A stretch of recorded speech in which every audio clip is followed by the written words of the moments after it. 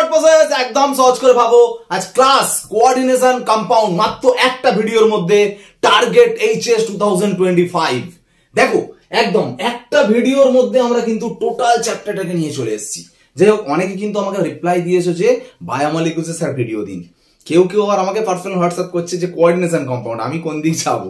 তো মোটামুটি আমি কারোর মনে কষ্ট দিতে চাই না, যতটা কম সময় ম্যাক্সিমাম আউটপুট দিতে পারি আমি সেই ভিডিওটার মধ্যে আনছি, ঠিক আছে? ওই জন্য আমি একটা ক্লাসের মধ্যে এটা শেষ করে দেবো, পরেরটা আমি বায়োমলিকুলসে যাবো, ঠিক আছে? তো দেখো ভালো করে ফোকাস রাখো ক্লাসের মধ্যে।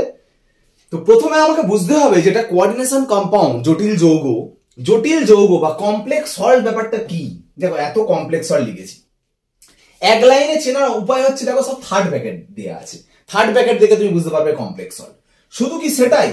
দেখো আমি এটা লিখছি K2NiCN4, ঠিক আছে? তুমি যদি এটাকে জলে দাও, দিলে দেখবে এটা একটা আয়ন পাবে, এটা গোটাটা একটা আয়ন পাবে, মানে এইটাকে আলাদা করতে পারবে না। এটাই কোঅর্ডিনেশন কম্পাউন্ডের বৈশিষ্ট্য, মানে কমপ্লেক্স সল্টের। ডাবল সল্ট হলে মানে যুগ্ম লবণ হলে সবগুলো কিন্তু আলাদা আলাদা পাবে, মানে এই থার্ড ব্র্যাকেট যদি না থাকে, বুঝতে পারলে? এখানে যেটা ভাঙবে 2K প্লাস, মানে এখানে 1 আছে, দুটো K মাথায় প্লাস 1, আর এটা গোটাটা একটা আছে 1NiCN4 মাথায় 2 মাইনাস। টোটাল কটা আয়ন পেলে? দুটো K আর একটা এটা, মানে মোট 3টে আয়ন। এই এখানেই দেখে বোঝা যাচ্ছে, দুটো আর একটা, 3টে। এখানে 3টে আয়ন। এখানে কটা আয়ন পাবে? এটা গোটাটা একটা আর Cl 3টে, মানে 4টে আয়ন। এখানে থেকে একটা আয়ন হয়ে আছে, 3টে আয়ন পাবে, তাই না? এটা দুটো, এটা একটা, এটা একটা, এটা একটা, ঠিক আছে? এইগুলো বুঝছো ব্যাপারটা। তো অবশ্যই তোমরা যুগ্ম লবণ আর জটিল লবণের পার্থক্যটা করে নেবে, কমপ্লেক্স সল্ট আর ডাবল সল্টের ডিফারেন্স। এখন শুধু ওখানেই শেষ নয়, তোমাকে বুঝতে হবে যে এই কোঅর্ডিনেশন মানে কমপ্লেক্স কম্পাউন্ডে, কমপ্লেক্স সল্টে অ্যাকচুয়ালি বন্ডটা কিভাবে হয়। এই যে কম্পাউন্ডের মধ্যে দেখা যাচ্ছে এটা একটা আয়ন আর এটা গোটাটা একটা আয়ন, প্লাস মাইনাস মানে ইলেকট্রোভ্যালেন্ট তড়িৎ বন্ধন, ঠিক আছে? এই যে বন্ডটা কি বন্ড হয়ে আছে এর সাথে, যেটা মানে আলাদা করা যাচ্ছে না, এটা গোটাটা একসাথে হয়ে আছে, মানে এই থার্ড ব্র্যাকেটের মধ্যে এইগুলো টোটালটা একসাথে গোটা হয়ে থাকবে, এটা কোনোদিন ভাঙা যাবে না। এটা একটা আলাদা, এটা একটা আলাদা, কিন্তু এই থার্ড ব্র্যাকেটের ভিতরে কেউ কাউকে ছাড়ানো যাবে না। এই কি বন্ড হয়ে আছে? এটা কোঅর্ডিনেট বন্ড, মানে অসমযোজী বন্ধন হয়ে আছে। অসমযোজী বন্ধন যারা করে তাদেরকে বলা হয় লিগ্যান্ড বলে, ঠিক আছে? এইগুলো যেগুলো আছে সবকটা সংজ্ঞা কিন্তু বই থেকে করে নেবে, ঠিক আছে? যেমন এখানে লিগ্যান্ড হচ্ছে Cn মাইনাস, ঠিক আছে? এখানে লিগ্যান্ড হচ্ছে অ্যামোনিয়া, মানে সব থার্ড ব্র্যাকেটের ভিতরের গুলো, বাইরের গুলো নয় কিন্তু। এখানে Cl মাইনাস লিগ্যান্ড, এখানে Cl মাইনাস দুখানা, 4খানা অ্যামোনিয়া লিগ্যান্ড, ঠিক আছে? লিগ্যান্ড কিন্তু সব রকম হতে পারে। লিগ্যান্ড কিন্তু অ্যানায়নিক হতে পারে, নিউট্রাল হতে পারে। বই থেকে দেখবে লিগ্যান্ড Cn মাইনাস হয়, Cl মাইনাস হয়, আবার শুধু অ্যামোনিয়া, শুধু H2O। এগুলো অ্যানায়ন গুলো হচ্ছে মাইনাস আছে বলে ইলেকট্রন পেয়ার দিয়ে ডোনেট করছে, আবার নিউট্রাল লিগ্যান্ড লোন পেয়ার আছে বলে তারাও ইলেকট্রন ডোনেট করতে পারে, ফলে সব রকম লিগ্যান্ড হতে পারে। লিগ্যান্ডের ডোনার অ্যাটম বা দাতা পরমাণু কোনটা হয়? যে যার মাথায় লোন পেয়ারটা থাকে, ঠিক আছে? এখানে মাইনাসটা যার মাথায় আছে।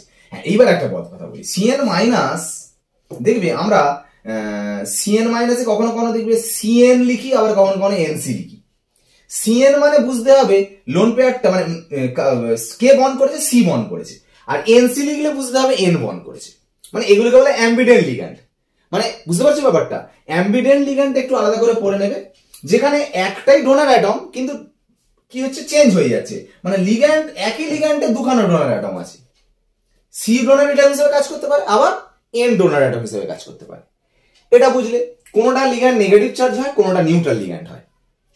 আর কি লিগ্যান্ডের ডেন্সিটি ব্যাপারটা কি? দেখো সব লিগ্যান্ডেই ডোনার অ্যাটম আছে, যেমন এর ডোনার অ্যাটম কি বললাম, হয় C না হলে N। C যদি ডোনার অ্যাটম হয় Cn লিখছি, N ডোনার অ্যাটম হলে Nc লিখছি। এর N, এর O, এর Cl সব ডোনার অ্যাটম একটা করে। কখনো কখনো কিছু কিছু লিগ্যান্ড আছে যার দুটো ডোনার অ্যাটম একসাথে দুটো ডোনার অ্যাটমই বন্ড করে। এখানে যেমন Cn একসাথে দুটো বন্ড করতে পারে না, যখন C বন্ড করে তখন N পারে না, যখন N পারে তখন C পারে না, মানে এগুলো সব মনোডেন্টেন্ট মানে যারা একটা করেই বন্ড করতে পারে। এর দুটো ডোনার অ্যাটম থাকতে পারে, Cn মাইনাস আর Nc মাইনাস, বোঝার চেষ্টা করো। হ্যাঁ, Cn মানে C অ্যাটাক করছে, মানে C ডোনার অ্যাটম, আর Nc মানে N অ্যাটাক করছে, N ডোনার অ্যাটম। একসাথে N একসাথে C দুটো একসাথে বন্ড করতে পারে না। কিন্তু কিছু কিছু একটাই মনে রাখবে, ইথেন 1,2 ডাইয়ামিন, ঠিক আছে? যার কিন্তু স্ট্রাকচার দেখো CH2 bond CH2 NH2 NH2, এই দুখানা N একসাথে দুটো বন্ড করে, ওই জন্য এটা বাইডেন্টেন্ট বলে। যে তিনটে বন্ড করতে পারে, ট্রাইডেন্টেন্ট, টেট্রাডেন্টেন্ট, পেন্টাডেন্টেন্ট, হেক্সাডেন্টেন্ট, এরকম হয়। তো ইএনটা বাইডেন্টেন্ট একটু মনে রাখলে ভালো হয়, ঠিক আছে? তো যে কটা বন্ড হয়, এখানে যেমন টোটাল কটা বন্ড হয়েছে বলো, এইগুলো দেখবে না, এইগুলো তো তোমার বাইরের আয়ন। থার্ড ব্র্যাকেটের মধ্যে 4টে CN হয়েছে, মানে 4খানা বন্ড হয়েছে, মানে কোঅর্ডিনেশন নাম্বার 4, এই দ্যাট ইজ কোঅর্ডিনেশন নাম্বার, যে কটা বন্ড হবে। এর কোঅর্ডিনেশন নাম্বার দেখো 6, এর কোঅর্ডিনেশন নাম্বার 6, এর কোঅর্ডিনেশন নাম্বার 4, এর কোঅর্ডিনেশন নাম্বার 6, এর 4 2 6, তাই না? থার্ড ব্র্যাকেটের মধ্যে টোটাল।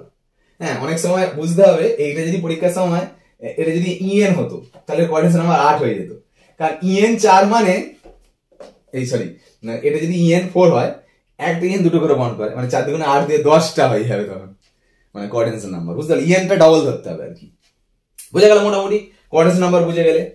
তো নাম্বার অফ আয়নস ব্যাপারটা বললাম। তো দেখো তোমার পরীক্ষায় তো দিল যে এ বেশি তড়িৎ পরিবহন ক্ষমতা না এর তড়িৎ পরিবহন ক্ষমতা, এ কটা আয়ন হচ্ছে জলে দিলে, এটা গোটাটা একটা, এটা একটা, দুটো আয়ন, এটা জলে দিলে এটা গোটাটা একটা, 3টে Cl, মানে মোট 4টে আয়ন। যার আয়ন সংখ্যা বেশি তার ইলেকট্রিক কন্ডাক্ট্যান্স বেশি, এর তড়িৎ পরিবাহিতা বেশি।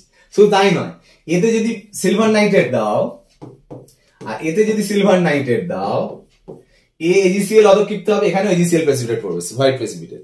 কিন্তু এখানে 3টে Cl আছে বলে 3 মোল AgCl প্রেসিপিটেট পড়বে, এখানে 2 মোল এই সরি 1 মোল AgCl প্রেসিপিটেট পড়বে।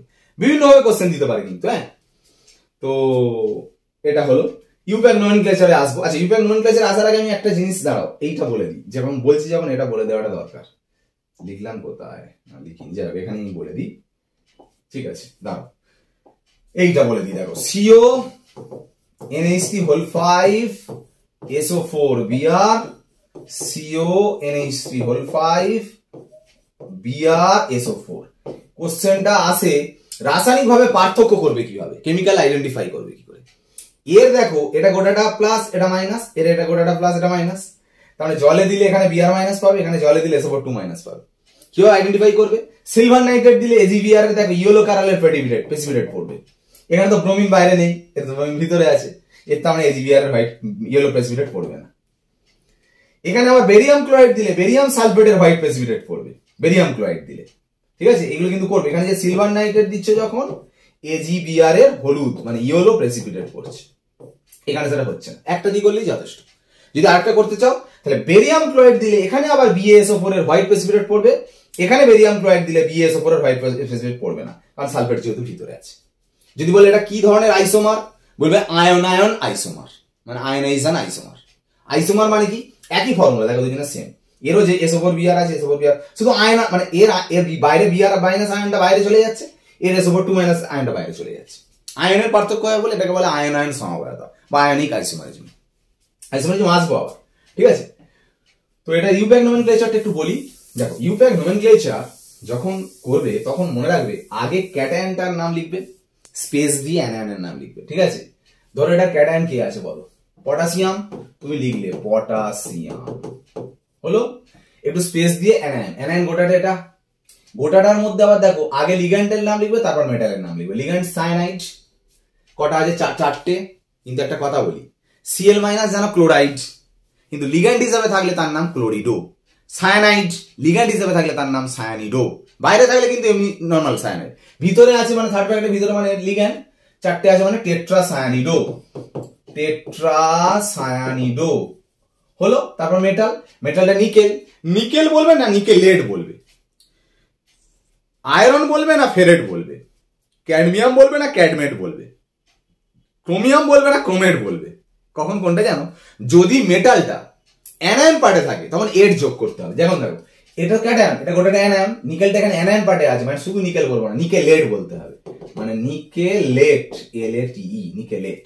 ব্র্যাকেটে সবসময় থার্ড ব্র্যাকেটের মেটালটা লিখলে, থার্ড ব্র্যাকেটের মধ্যে যে মেটালটা আছে মেটালের নাম লিখলে তার পাশে অবশ্যই তার অক্সিডেশন নাম্বার মানে জারণ সংখ্যাটা লিখতে হবে। কি হয় জারণ সংখ্যা বের করা দেখে নাও, এটাও পরীক্ষায় কিন্তু পড়ে। এই নিকেলের জারণ সংখ্যা পরীক্ষা দিল, কে এর কত? +1 × 2, নিকেলের ধরে নেবে X, Cn তো মাইনাস হয় বললাম, এগুলো একটু দেখবে। এই লিগ্যান্ড গুলো কে নেগেটিভ বুঝে রাখবে, কে নিউট্রাল, নিউট্রাল গুলো 0 ধরবে, নেগেটিভ গুলো মাইনাস ধরবে, কোনো কোনো আবার 2 মাইনাস আছে সেগুলো -2 ধরতে হবে। যেমন SO4 2 মাইনাস হয়, Cn যেমন -1 × 4 = 0, দেখো টোটালটা 0, তাহলে X সমান কত হয়েছে? +2। ওই জন্য এখানে রোমান হরফে এরকম 2 দিতে হবে, এটা নাম হয়ে গেল, ঠিক আছে?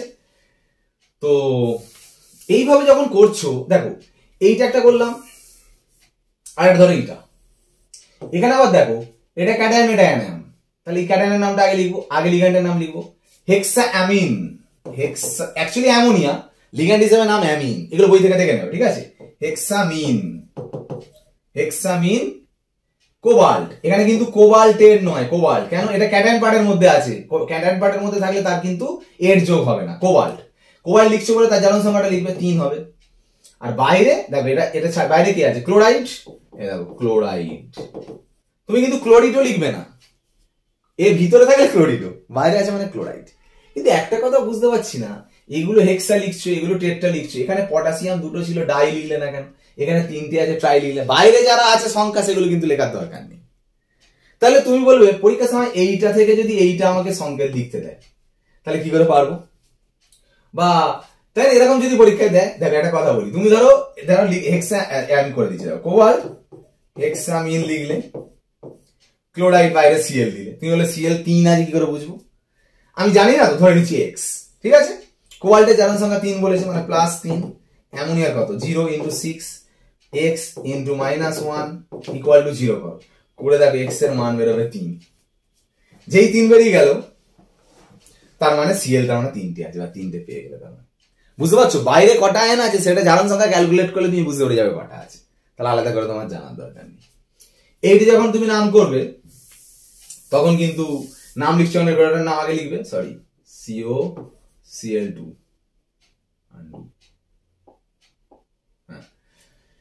এখানে যখন গোটাটা ক্যাটায়ন লিখবে, এটা অ্যানায়ন লিখবে, গোটা ক্যাটায়নটার মধ্যে তখন এটা যখন লিখবে তখন লিগ্যান্ড এখানে ক্লোরিডো আছে, আবার অ্যামিন আছে। অ্যামিনের ফার্স্ট অক্ষর A, ক্লোরিডোর ফার্স্ট অক্ষর C, কোনটা আগে? অ্যামিন ফার্স্ট অক্ষর আগে, এটা এই জন্য এর নাম আগে লিখতে হবে, মানে টেট্রামিন ডাইক্লোরিডো কোবাল্ট ব্র্যাকেটে 3 স্পেস দিয়ে ক্লোরাইড। কোবাল্ট 3 হলো কেন? এর -1 × 2, এটা 0 আর এটা -1 মানে -3 হলে কোবাল্টের +3 হবে। একদম সিম্পল হিসাব, ওরকম ভাবে করে নেবে। নেক্সট দেখো আমরা আসবো কোঅর্ডিনেশন, মানে কমপ্লেক্স কম্পাউন্ড যেটা স্ট্রাকচার। অ্যাকচুয়ালি ব্যাপারটা শোনো, কোঅর্ডিনেশন নাম্বার বুঝে গেছো, কোঅর্ডিনেশন নাম্বার 6 হলে অক্টাহেড্রাল হয়, হাইব্রিডেশন এই দুটোর মধ্যে হয়। 5 হলে এই স্ট্রাকচার হয়, এই স্ট্রাকচার, এই দুটো হাইব্রিডেশন হয়। কোঅর্ডিনেশন নাম্বার 4 হলে টেট্রাহেড্রাল স্কয়ার প্ল্যানার হয়, এই স্ট্রাকচার হয়, এই হাইব্রিডেশন হয়। একটা জিনিস লেখা হয়েছে দেখো, সব দেখো দুটো দুটো করে হাইব্রিডেশন হচ্ছে। যাদের সামনে দেখো ডি এসছে, আগে যেগুলো ডি এসছে সেগুলো দেখো স্ট্রং লিগ্যান্ড, মানে ইনার অরবিটাল কমপ্লেক্স, মানে লো স্পিন বলেছি, দেখো সামনে যেগুলো ডি এসছে।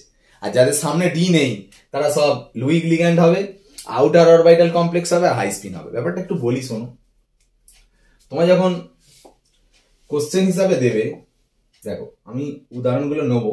ধরো আমাকে পরীক্ষায় দিল K2NiCl4 আর K2NiCN4, ভালো করে বোঝার চেষ্টা করো। আমি প্রথমে নিকেলের জারণ সংখ্যা বের করতে হয়, ফার্স্ট +1 × 2 + x -1 × 4 = 0 করলে +2 আসছে, এরও করবে +2। আগে ফার্স্ট জারণ সংখ্যা বের করবে, নিকেলের +2 আসছে, এরও নিকেলের +2 আসছে। নিকেলের ইলেকট্রন কনফিগারেশন, নিকেল 28 মানে 3d8 4s2, এরও তাই, নিকেল 28 মানে 3d8 4s2। 28 মানে 27 হলে 3d7 4s2, 26 হলে 3d6 4s2, সিম্পল হিসাব, ঠিক আছে।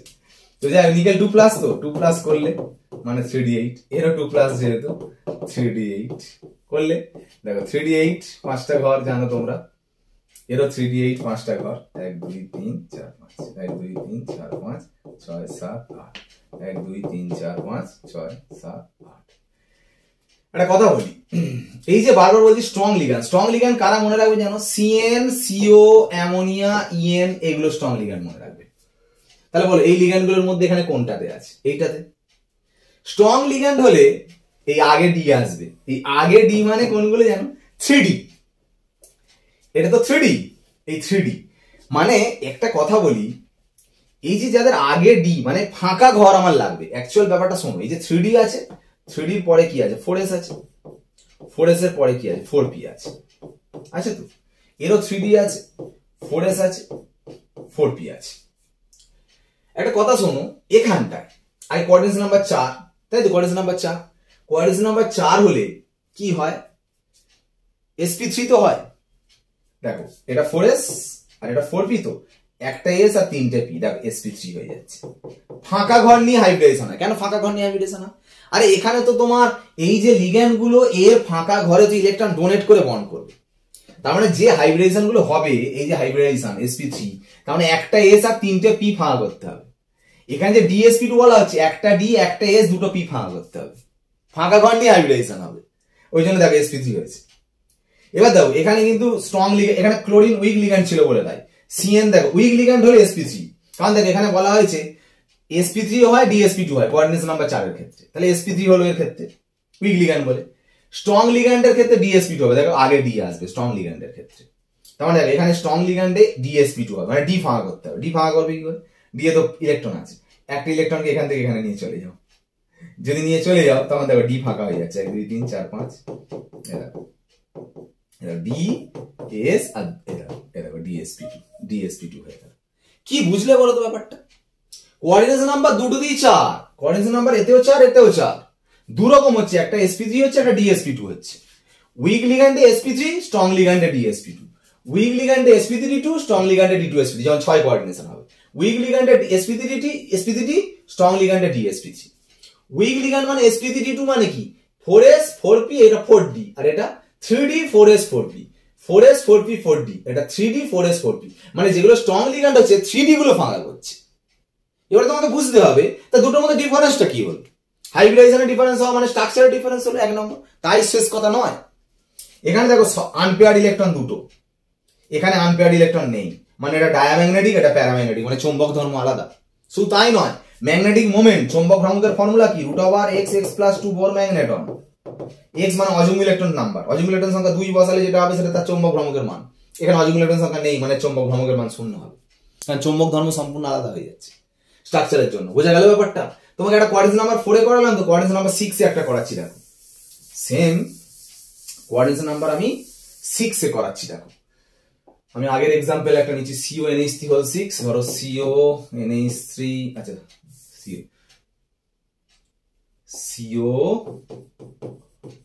CONH3 হল 6 কত বলছে 3+ আর FeF6 3-, 3+ আর FeF6 3-। আগে বোঝো তো দুটোই কোঅর্ডিনেশন নাম্বার 6 কিনা, এটাও 6 এটাও 6, ঠিক? আচ্ছা কোবাল্টের 27 মানে 3d7 4s2, এর আয়রনের 26 মানে 3d6 4s2। আচ্ছা ভালো করে দেখো, -1 × 6 + x = -3, মানে বুঝতে পারছো এগুলো কিন্তু নিজে নিজে করবে। Fex 14 এর -1 × 6, টোটালটা 0 নয়, টোটালটা কত -3, তার মানে x = কত হবে +3, ঠিক আছে? তাহলে +3 মানে Fe যদি 3+ করো, তাহলে এখান থেকে দুটো এখান থেকে একটা চলে গেল, মানে 3d5, এর কত হবে 0 × 6 + x = +3, মানে +3 হবে। তাহলে এর +3 এখান থেকে দুটো এখান থেকে একটা চলে যাবে, মানে 3d6। দেখো এর 3d6 1 2 3 4 5, 3d6 1 2 3 4 5 6, এর 3d5 1 2 3 4 5, ঠিক আছে? এর 4s আছে, 4p আছে, 4d আছে, 4s 4p 4d, এরও 3d তে 5টা আছে, 4s আছে, 4p আছে, 4d আছে, ঠিক আছে? দেখো বোঝো এখানে কি উইক ফিল্ড না স্ট্রং ফিল্ড? উইক ফিল্ড মানে 6 কোঅর্ডিনেশন নাম্বারে কোনটা হবে sp3d2, এই তো sp3d2 হয়ে গেল, sp3d2 এই পর্যন্ত হলো। আর কোঅর্ডিনেশন নাম্বার 6 এটা হলো d2sp3, মানে এই দুটো ডি নিতে হবে। দুটো ডি নেবে কি করে, এই ইলেকট্রনগুলো এখানে ঢুকিয়ে দাও, এখানে দিয়ে দাও আর এখানে দিয়ে দিলে কি হবে, দুটো ডি ফাঁকা হয়ে যাচ্ছে, তখন এই d2sp3 হবে। তাহলে কি চেঞ্জ হলো, এখানে দেখো সব যুগ্ম হয়ে গেল, মানে এটা ডায়াম্যাগনেটিক হয়ে গেল আর এটা প্যারাম্যাগনেটিক হয়ে গেল। এইভাবে হচ্ছে। স্ট্রং হলে চেপে দিয়ে আগে ডি আনতে হবে, মানে 3d ডি গুলো ফাঁকা করতে হবে, আর উইক ফিল্ড লিগ্যান্ড হলে শেষের ডি গুলো নিয়ে হবে, মানে আগে ডি ফাঁকা করার দরকার নেই। বুঝতে পারলে? এই হচ্ছে ডিফারেন্স, আর কিছু নয়। নেক্সট আইসোমারিজম, যেটা বলছিলাম ব্যাপারটা শোনো। আইসোমারিজম ব্যাপারটা কি, এখানে যেটা মেন পড়তে হবে জিওমেট্রিক্যাল আর অপটিক্যালটা সিলেবাসে আছে, জ্যামিতিক আর আলোকীয়। এটাও কোঅর্ডিনেশন নাম্বার 4, কোঅর্ডিনেশন নাম্বার 4 এর স্ট্রাকচার এইভাবে লিখতে পারো। দুটো যৌগকে দেখো, এই যৌগটাকে দেখো দুটো সিএল একই দিকে করে লিখেছি আর দুটো সিএল কে অপোজিট দিকে, একটা সিজ একটা ট্রান্স, এগুলো জ্যামিতিক সমাবেশ। এই যৌগটা দেখো কোঅর্ডিনেশন নাম্বার 6, তো যেটা দুটো থাকে, 4টে যেটা থাকে সেটা দেখবে না, যেটা দুটো থাকে সেই দুটোকে একই দিকে করে লিখবে একটা, আর একটা অপোজিট দিকে করে রাখবে, একটা সিজ একটা ট্রান্স, এগুলো জ্যামিতিক সমাবেশ, জিওমেট্রিক্যাল আইসোমার, দুটো করে হয়। এরও তাই, হ্যাঁ এটা জিওমেট্রিক্যাল বুঝিয়ে দিলাম। এবার অপটিক্যাল ব্যাপারটা বলি। অপটিক্যাল মানে কি, যে স্ট্রাকচার, ভালো করে মনে রাখো, তার সামনে আয়না রাখলে যদি আলাদা একটা রূপ দেখতে পাও, আলাদা একটা প্রতিবিম্ব দেখতে পাও, তখন তার অপটিক্যাল আইসোমার আছে। মনে রাখবে অপটিক্যাল আইসোমার শুধুমাত্র কোঅর্ডিনেশন নাম্বার 6 এর থাকে, মানে এদের থাকে আর কি। তাও আবার সিস ট্রান্সের মধ্যে কোনটা থাকবে? দেখো সিসকে যদি আয়নায় রাখো, দেখো উল্টো আরেকটা পাচ্ছ, দেখো এই উল্টে ঘুরে গেছে দেখো। কিন্তু ভাবো ট্রান্সকে রাখলে এমনই, দেখো দুটো অপোজিট দিকে আছে, তো আয়নায় রাখলে একই দেখতে পাবে না, ওই জন্য ট্রান্সের আলোকীয় সমবেতা নেই।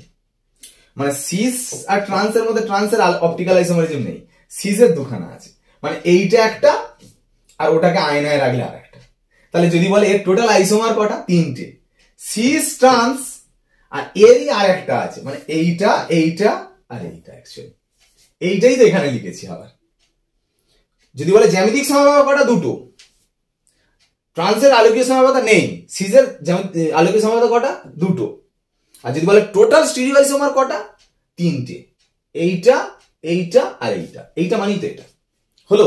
লাস্ট কথা যেটা বলে নিই শুনে নাও, কালারলেস কালারফুল। এখানে জারণ সংখ্যা বের করো, এর 0 × 4 যোগ x = +2 করলে হবে কপার 2+, আর এখানে Cn -1 × 4 ওই দিকে গেলে +4 -3 মানে +1, মানে সিউর এখানে হবে +1।